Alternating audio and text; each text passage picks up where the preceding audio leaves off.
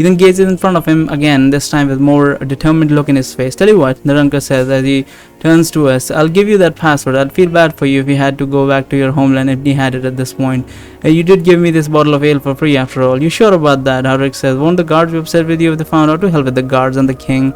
Drunkard says as he drinks again. His face becomes a lot more red than before. It's not like anybody is going to die just because of some harmless password.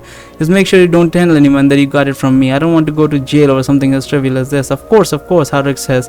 You just say that we managed to contact our client and he gave us the password through the transceiver. Alright then, Drunkard says.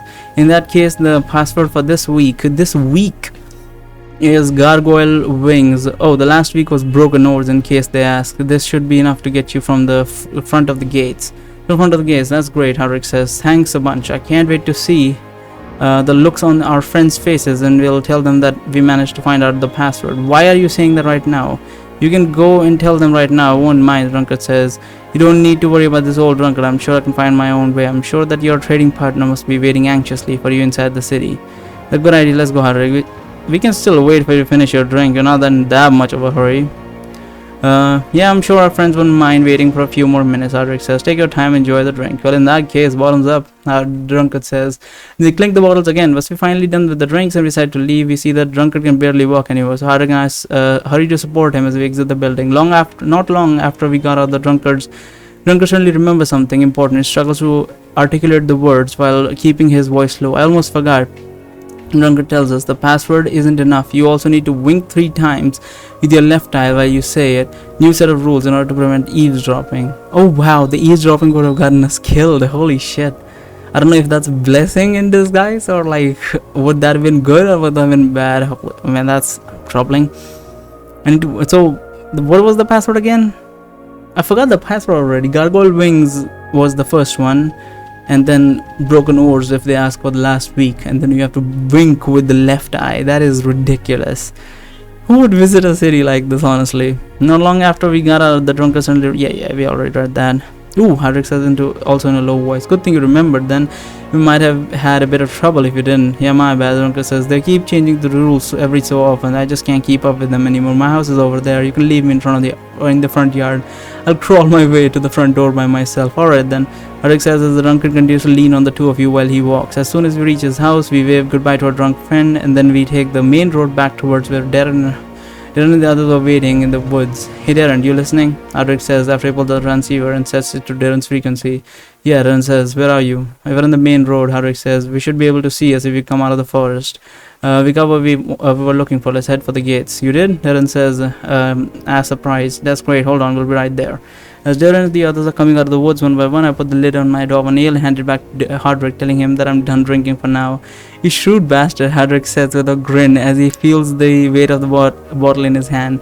Beverly even took a few sips out of this bottle. No wonder you didn't seem to be affected by it. And here I was thinking that you finally managed to build up a bit of tolerance to the dwarven ale. Some other day, Hadrick, I says, some other day. I mean, honestly, my stat device is already locked. I don't want to be caught with my pants down at this time while getting drunk. Once our friend reaches us, we all begin heading for the city gates together in the hopes that this time around we will be more successful. However, just as we were making our first steps, we hear an unfamiliar voice calling us from inside the woods. You there, humans? The voice says in a common tongue but with a broken accent. Don't go inside the city just yet. We have some important information you might need. Information regarding the password required to go past the gate. If you're interested, then come back inside the forest and we can talk. Try to figure out who is speaking to us. I realize that I can sense some weak and heavily suppressed auras coming from behind the trees. Although I would have no chance to notice that they were there without knowing in advance where to look for them. Judging by their sizes and the sound of that broken accent from earlier, my assumption is that they're dealing with a group of goblins. Eluna says, why didn't you notify us that we were being followed by goblins? What kind of question is that? Araka says.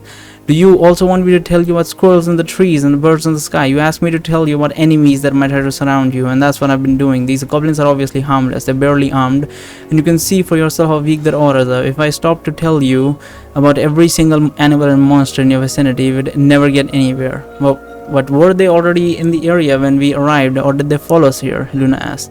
The goblins had been following us since early this morning, Munindra says. I thought everybody knew about them by now. It didn't seem like they wanted to fight, so I just let them be. So how exactly do you know that they are not scouts of Tyrant? Darren says in a low voice in order to make sure that the goblins cannot hear him.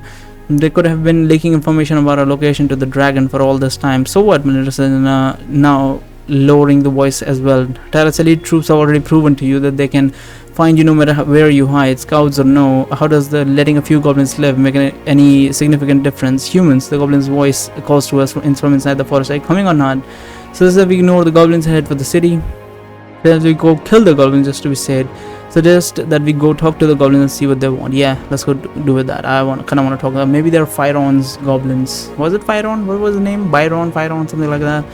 I think we should go talk to them and see what they want. I say also in a low voice. Just because they're goblins doesn't mean necessarily mean they're part of Tyrant's enemy, Tyrant's army. And what if they are? Dern says. Then we'll just have to deal with them accordingly, I guess. I say still, I don't see any reason why some scouts would be calling out to us instead of just keeping their distance. And I thought they'd want to fight us since they're far too weak to have any hopes of winning against our group. It's not like they would have had any time to set up traps either, since we only just came to this forest. I'm just saying it won't hurt to go see what they want. And they say they knew the password about something about the password after all. Fine, Dern says, that's what we'll be seeing if they're hostile or not soon enough. But make sure you keep your guard up. We don't know what tricks they may have up their sleeve. Yeah, I say as we all begin heading back towards the forest.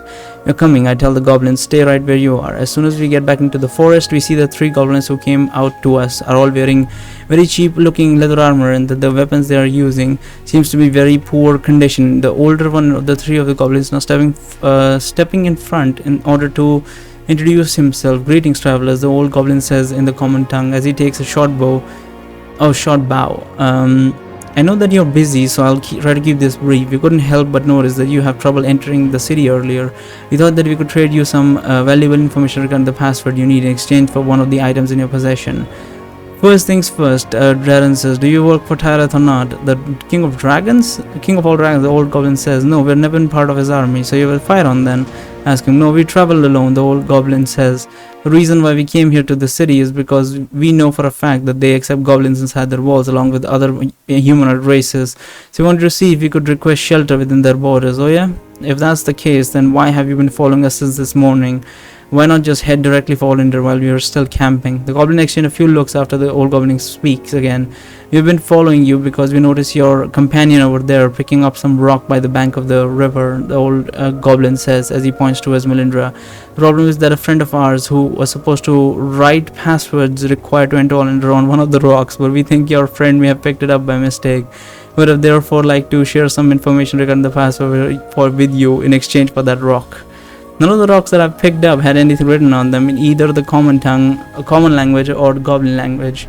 Melinda says, I can't understand the goblin language, but I'm pretty sure I could recognize what writing looks like, and I saw nothing of the sort on any of the stones I picked up. Could you perhaps give us your stones so we could have a look at them as well? The old goblin says, if you look at them more closely, it's possible that we will find something you missed. Try to touch any of my rocks and I will use the wind blade to cut you right in half. And this is the polite style.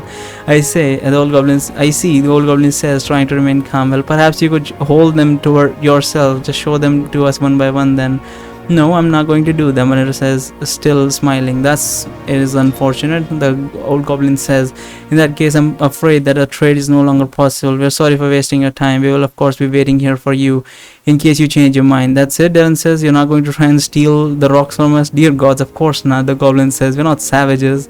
Darren says, well, if you no longer have anything to discuss with, I guess we'll be on our way then. Farewell, the old goblin says, and then we all head back towards the roads.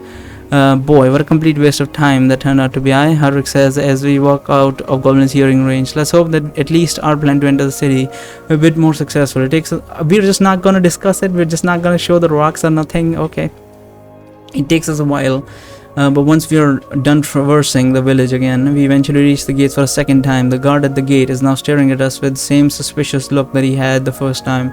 He addressed us as soon as we stop in front of him. I see you're back, the guard says. Should I take it that you finally managed to get the client of yours to give you the password? Yeah, we reached him through the transceiver eventually, and that we should not have mentioned the transceiver. They might have a lockdown on transceivers or something. He told us the password. I say, as I winked 3 times with my left eye, and his gargoyle wings. Guard says that is indeed the correct passway. Then gives a signal to the two metal golems behind him. Immediately open the large gates for us. I'm not sure what you came here to do exactly, but you better not cause any trouble. The guard says, no sir, I say, we won't be bothering you at all. Go on. The guard says, get moving. We all move past the guards and enter the city. As soon as we are inside, the gates behind us slam shut.